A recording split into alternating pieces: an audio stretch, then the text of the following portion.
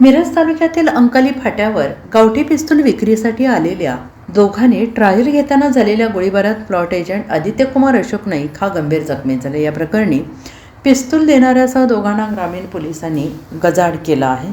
समर्थ संजय गायकवाड अशी आणि जखमी आदित्यकुमार याचा मित्र शिवतेज सुहास सावंत अशी त्या दोघांची नावे आहेत। सुजल भोसले हा पसार आहे।